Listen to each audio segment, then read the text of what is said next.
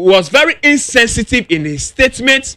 The president was reckless in his statement because for a leader to speak, the president was reckless in his statement because for the president to use the plight of the people. Oh, please. Oh, now I don't know, Kasa. Yes, sir. Look. Oh, Charlie. What is this? What is this? You see? So a good say. You good. So let me refer you. The same president referred to the former president as Professor Doolittle. That time he was a professor. What was the qualification of this same president as at that time? Please, Macho, kasa. Only shaken. Macho, give me that time. You see, Majari, Kasano, another point, say it was very necessary for the president to talk about to donate $50 million to ECOWAS whilst Ghanaians are suffering. Good. But Mayenkan say, President, any Kwesibotri MPP say, there will be terrorism if you don't govern well. Because Niger, Benin, Cote d'Ivoire, there has been uprising because the people are being insulted, just like the president did. Because the people are the rights of the people are being infringed upon. Because of National Cathedral. Say Ghana for ebre. Say Ghana for penny. Say exchange rates echo high. As at 11 Ghana cedis and now no say. Say Ghana for cannot afford 3 square mil under this administration. Say look at the price of gallon of fuel.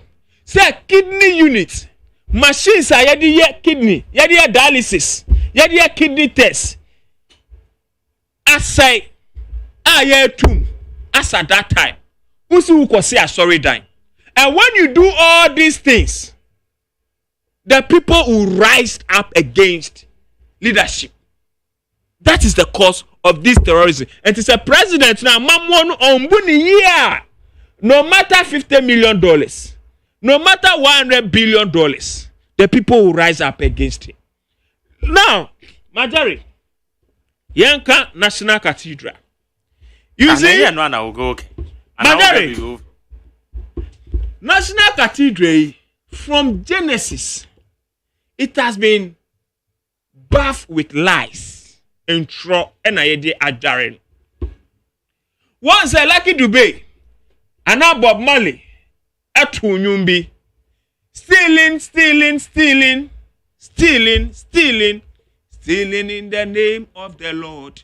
Say, I mean, say, what the opera reggae pa. And reggae, damn it. But I only say, I don't know. Yeah, boy, a chrono. Yeah, boy, a chrono. Yeah, didn't mean soon, boy, a chrono. Bishop Duncan Williams on record ebe ka share Ghana for say onu dia ohu hwe ohu boni bia ewom say ye besi asori dan ye use taxpayers money anamebwa yes so mucha eminent men of God mucho montro, and that is the characteristics of an MPP. Your friend is say leadership and members. You lie to the eminent men of God.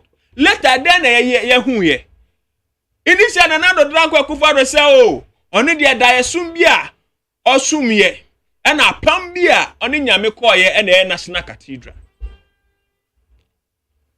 Over 200 million. Majari. Ye de digi pit. Pit ni kwa foundation ni kwa over 200 million. Say, ye be see National Cathedral. Na dia ye kani nyina no, edena Pastor Institute anaba ekaye. Edena your friend is say Archbishop Duncan Williams ekaye. Dio mu kan ni nyina say, sika amu aye mu waste nyina no. Sika amu asay no, expenditure ni bibia no, move for accounts enye den embreye audited accounts mo audit na yan hu say sika 1 cedi ekọ ha sika 2 cedi ekọ ha na 3 cedi ekọ ha 4 cedi ekọ ha the law is for go so awon your audit and according to secretariat no what I say Majeri boni omo aye no enu ni o Ghana fo eka kire mo say se mo be si cathedral enye bebi a mu wusi no na esese mu si cathedral dan asisi o usi na o yellow lawyer form pay for dan asisi o mu kwako bunu kwako bubunu waste of resources waste of money onim say other countries your friend say commission o say SCC ho embassies SCC ho omako bubunu offices SCC ho mako bubunu waste of money waste of resources Antibonia is to anaba aye ene MPP for chomo MPP for eyiya is to anaba MPP for eyiya Duncan Williams MPP for eyiya asofo mpanyfo ewo man we mu no say omo pe probity and accountability say na nado dan ko akufuado tokro na wa kotwa no we use 200 million ene asofofo MPP asofofo na omudin kura no ye hu omu passport omudin fufuro na ewom omu visa edin fufuro na ewom edin a ye di ma omu foreign friend say visa omudin fufuro na ewom MPP pastors that is the characteristics of the MPP better minute here na me to the those who call for probity and accountability have become enemies and I'm not surprised say okay dom level say okay dom level say okay your friend say special prosecutor Martin Amidu this even this same current special prosecutor so anybody who seek and ask for probity accountability transparency no will be an enemy of the MPP and this government. All right, what I say where's the budget? Yeah, Majari the dikai my main come over video so say minuana can same Pierre in factual the dikai cathedral nonsense me my main for akwenye suna member Ura Duncan Williams abaso one me papa Duncan Williams the papa Nick member na baso na member Reverend Istud Anabaso abaso. I mean these are distinguished men of God in this country. Me fa nyamsomne nyamenkrofon ni agrokra. I hold them in high esteem. Inti se me nuane ka se NPP for ADD Papa Duncan Williams ni Papa is Sudanaba Tema. I think it's unfounded because personally I haven't heard any NPP member were attacking the personality of Archbishop Papa Nicholas Duncan Williams and the Reverend Istud Anaba. No MPP member has insulted them. Yeah, no opportunity we can do our politics, but you see, there are certain persons and certain fraternity like our religious institutions, and once you hear politics. Me politics are my imagine say me we see and you maybe will honor me my imagine say me find politics. One tribe, among for tribe. So the amount for tribe be politics, amount for disability, so the be politics, amount for religion. You indict people against their religious leaders or indict religious leaders against a political party. And ya dia ye de man ye. So the amount for gender, and also amount for race, ebe politics. I mean some of these things, let's be very careful when we are dealing with some of these issues. And so I will start by commending the Archbishop Nicholas Duncan Williams and the Reverend Istud Anaba say they have resigned. They have every right to resign. It is a service to this country.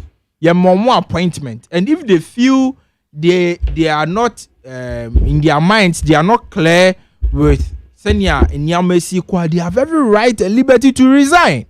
Nobody will insult them for that. Nobody, and we appreciate the effort. So far, no media come. Their time, their energy, their minds so far they have contributed into the building of the National Cathedral. We appreciate that. I mean, deep minds in this country. They are the spiritual fathers of this land.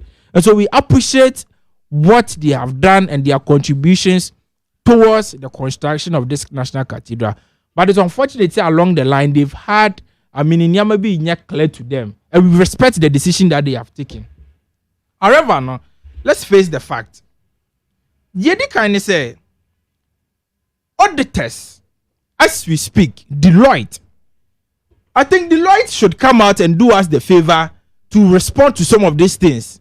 As to whether or not it is true or it is not true that they are auditing the National Cathedral project. Deloitte should come out and to tell Ghanaians.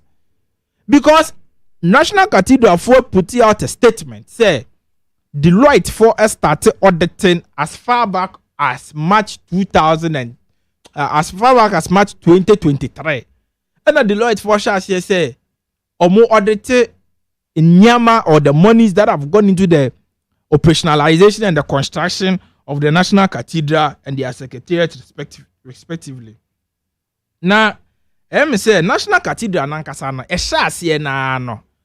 We Bible amayate ase say Nyankopon de obesi na sorry dan amanfo ubenya ebinim awiemu atumfo binim amomo ato omanu asi nyame asori dan no. National Cathedral si abehya ase nyenya awiemu atumfo akabritie hunhum binim ne ahunhum binim omote Ghana so ebehya ase to National Cathedral no hu ntasuo keka nsama enwosanke ye kafa National Cathedral ne so.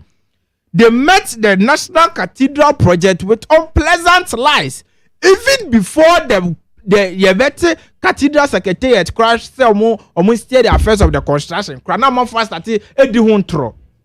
So the construction of the cathedral was met with lies of certain individuals and certain persons within this country. I think largely no cathedral for no omo yo madwuma. Madam Dr. Joyce Ayi, and I know say your papa Apostle Opoku nyina, some of us we are not wise than them. And we can never be wise than them. And so let us not behave to be wise than them. They know what is happening in the cathedral. Majeri ususu say katashi se proye and can air course as perceived in the public say sana course wa National Cathedral anwa anka papa Opoku nyina nka by na mba out mekan anka the revered Madam Dr. Joyce Ayi nka by na mba out mekan. So let us not paint these people as if say they are pretending over corruption and certain things in the building of the National Cathedral. People have their own minds about the construction of the National Cathedral. And again, let me say on record, say, as some of this in Inabetana, Eka say, Yebubu lawyers are dying and saying Yesi National Cathedral. It's untrue. It is blatant fault. Please get your facts. Yebubu die. No. Listen, I am not judge. No. Now, I just for office a lawyer for dying. That is lawyers. No, he said that. No. Please, let me educate you. Keep quiet and let me educate you. Keep quiet.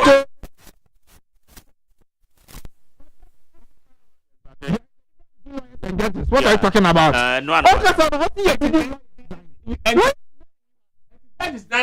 Majari, let me tell you. Yeah, I'm defending that. Let me tell you the reason why. Keep quiet and let me tell you the reason why. Majari. Judges need the your na your old houses are President Nkrumah Bresuni you see. I buy and we see judges bungalows. Our cantonment amomo. And you know whether for the construction of a cathedral or any other thing, the government or any other government would have demolished those bungalows because they had outlived their usefulness. Because I buy ultra modern. If you go to Kumasi currently, last year na President Kobiano, you see ultra modern judges complex. Kumasi. Again, yama judges ni nyak bungalows. Ewo cantonment. Do you think say judges ni baby da anke be ko bubu omo government pays for it. Who did say judges ni no that? Government pays for it. Eti Majari. Government pays for it. Charlie Kawanutum. Majari. Yes sir. Cathedral ho asemi Ghana nko anya country a ewo Africa yesi cathedral bi beka se eye new uko Lagos Lagos they have a national cathedral Go to Tanzania, they do have a national cathedral. Even Mali do have a national cathedral. A national cathedral is an embodiment of unity. It's a national monument to be to identify ourselves as Ghana as a religious nation, that Ghana is a God-serving nation. There are so many countries in Africa that have constructed national cathedral. Zimbabwe, Zambia, our national cathedral.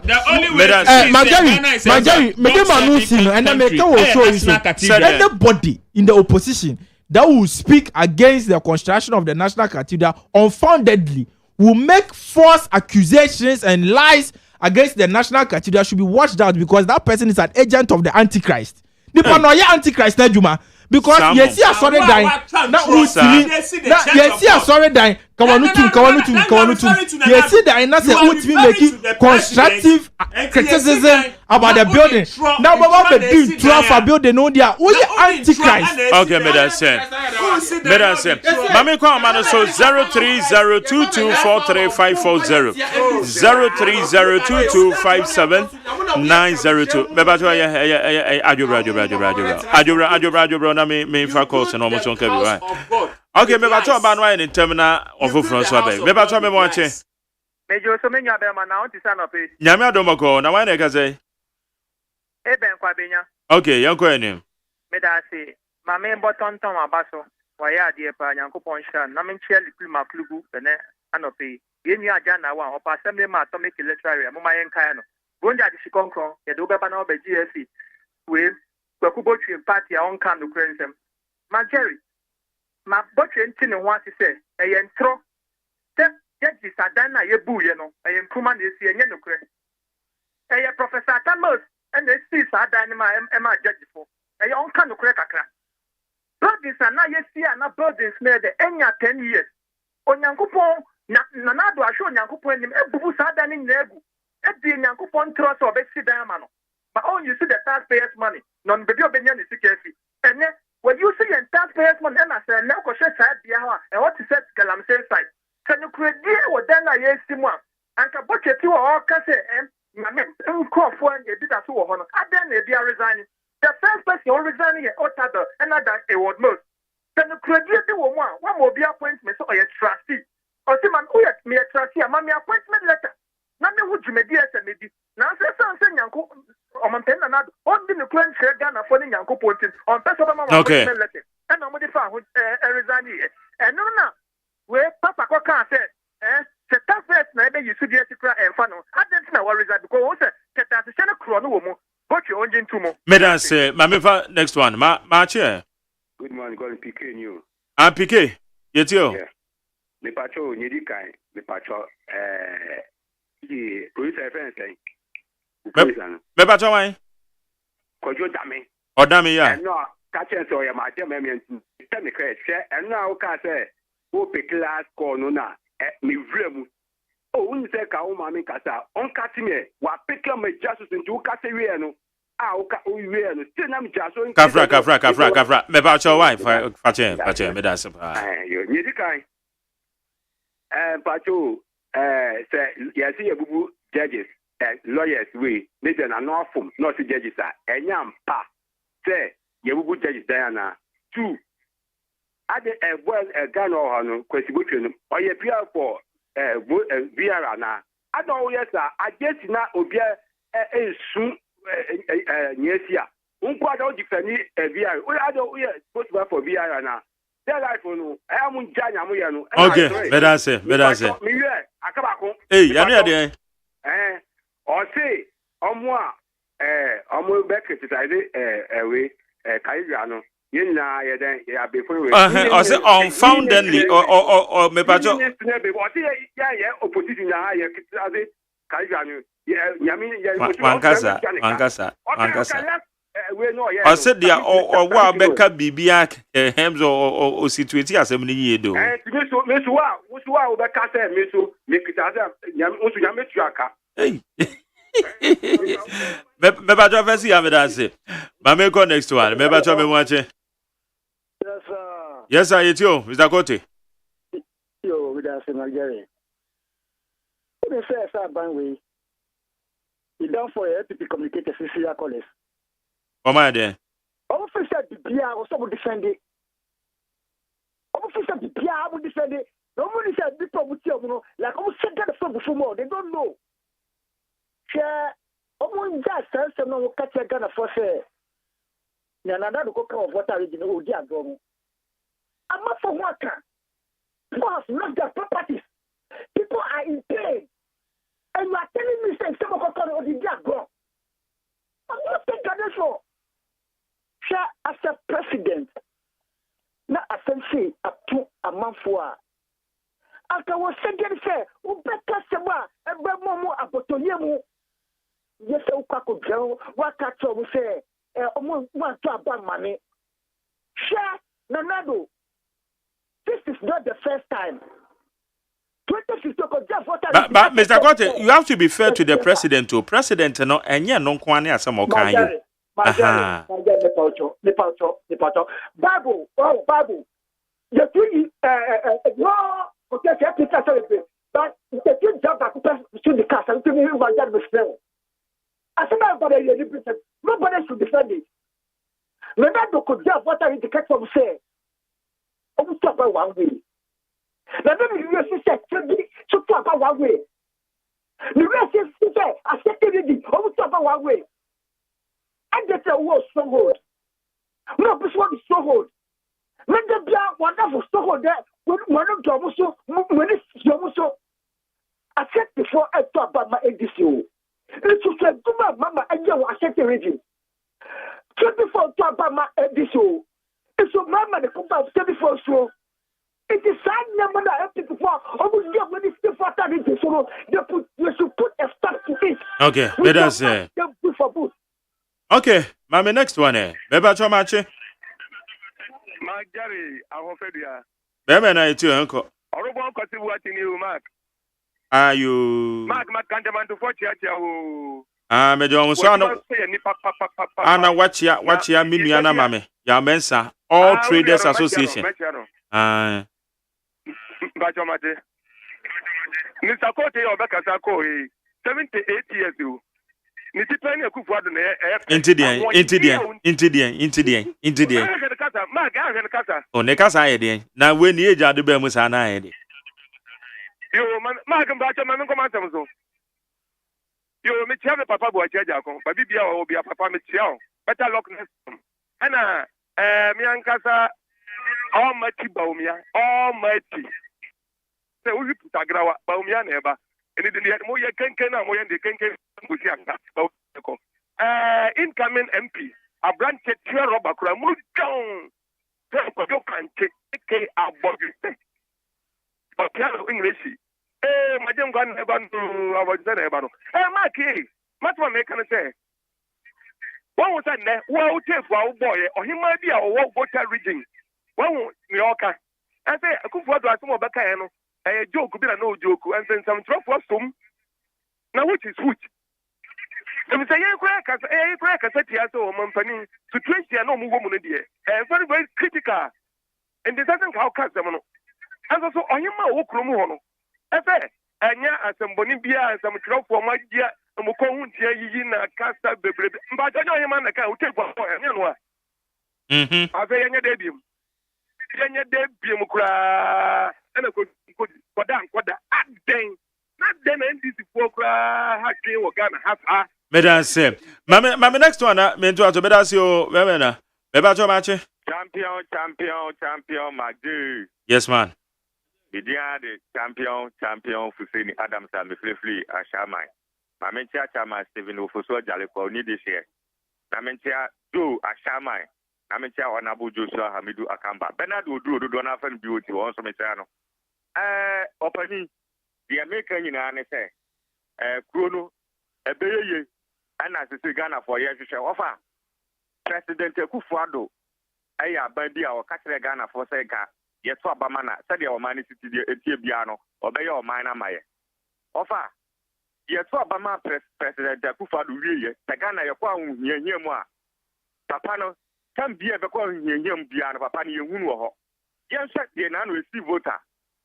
Voter, the Oman Penny Pamia, put in our Kakai. The crash 777, me up, Imagine me kind of say you don't go with me because you don't go kick us some no. O man panyi me fele man ada no pass some o keka no. Offer me aside original me flow. Me flow offension of thinkers offer. Next so NDC baba power. Yeah asante for me to make the place and so about my NDC. Next so NDC baba power asante region pan o mkoyo mu project kese. It's so man panyi to me ko jina vote ko keka nsem bi say ya. Ma fele man papa. Okay. And never because of Kuma. Dia salanka. Nani ama ejisemu. Say abai we what say tankers won't say Juma cross so ba beku no. Better say. Mame for last caller. Hello. Machi. Hello. Majeri, nyame asu bi ka. I got you. Pacho, phone and kasa. Mami chia incoming president, Dr. Mahmoud Bawu. Na sister bi was really house, Tavera. Ni chia no pa. O ti o program o fa anti ma chia na e o me. Majeri, I told the na NDC to kasa. Na e ya we ko papa. Because last year of no me ni asi no cafe. Na kufa do ko civil house. And a commodity crofo, and a nipa nyababi na gaisi, and a nipa nyababi. Majari bisaruma mi say, me for me bisari say, Tama NDC back power no, on town Sikati Koti, on headquarters. That I'm gonna hire trust no be adi di me ana. That time na near Canada school. Ne, no school die extra biasio, and NDC for fasika. And on the Kosi, national, on the Kosi, on national headquarters, our Dablaka, and no promoting your media, we are chilling one. Ikana fushe majere to be na eduba bi no people awehukana wo ye bibi na nipa no amane wura yi wasi kakra asem we man pani ko ka we ni asem ko ka ye like me say like I say obi agro kakra o and NDC fu nya ba bi anka because of propaganda and no ma fa say no no ka he ba mi pese bi ka kire mu say anyway because o man pani na ku fa do ba no what already no ye ma ye ni asia so pa e wo say ye hu akire.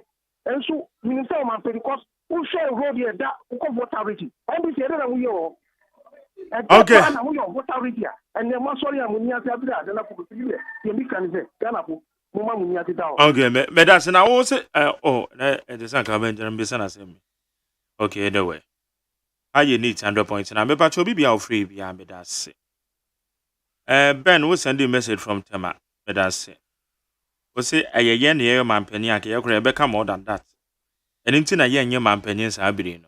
Ebian so a yen man penny, I can yanka, said your man penny can no. Hinty, men for assumption senkasa. Okay, Junior. Yeah. Tell me time now soon. Oh, mommy, few seconds. Yanitam na Moscow, yeah, Kono. Majay, mommy, French, Yakesiama, Mr. Jamra. Ono a commissioner DTRD or GRA so born home modern pa is social tax policies na the idea about omo born home modern oni Alaji Sedu ono so your customs commissioner anti wo link ko anya GRA oh there be me link wo be but just that me woni microphone just that oh there be me say me kasama abai nti be abai ma me fan krama abai me say customs for na be tia on kan ma ma antia omo listen Katra wo mo say ye normal na adwadifo normal wo mo yi wo port ho na wo ma wie bibia tua ho duty awie wo mo kotware wo mo kwan mu ekokatra mo so meyi normal na gu fam no mo nyan iti me de sen kra ne de ma wo kokatra omo beti because adwadifo bu afu omo beti won say iti kokatra no care but you see nyabot pacho me nyabot so be ma ansa wo asem na waka e ya asem a no care ekoso but you see, sometimes in Nkofodi be one more customs ni ma, or might say police for patrol. Yen sanction almost say or munkwati asumesi anaso benti. But omo ati medium mupe. Eti miko jina tracks ni bilia. But papa, I had a conversation. Papa, I'm aware say Asema okay. Ashanti regional because minister. Because only so be to your duty. Ashanti regional minister. He invited the customs commissioner. Emma ne ba RCC or Ashanti region or tenase. Emma ni explaining yama ni be say. Ono the oil commissioner it is true, but you see customs for national representation. It is say yet unyama wo baby a. Na enye necessarily say a directive and say your policy. It just say nipa bi na wo ma sha da yes ha. It say na police for Timothy drivers for kwa ho no. Na no just IGP ama order say yetiti a driver for. But tie police ni the difference wo. Police ni de no oba ye no me wo me license license no wa validate say no kre menya free DVLA esi na ba ka chem say me license na ekuta me no you fake nti wo san ba be we dey what you duty Matthias yo nti duty na nya me na me generate ye nti what you duty no o duty papers na ye chew sana o bill of entry kuta ena Ghana so nyame adaroma ye say wo wanim kakra ba bia obenya customs checkpoint udu customs checkpoint na talk to the customs checkpoint for the no, look at it. No, it's very important. Me a lot of reservations about customs. Even when you first you auction here, the agenda. But so isolated in your way, you man clouded the entire customs. I like to say, do need your born home or the born about so. Tom, Ose. Majority, say na amamuna ye. Amamuna de. I say na okay, you have to. I saw mo ye de baby no defending.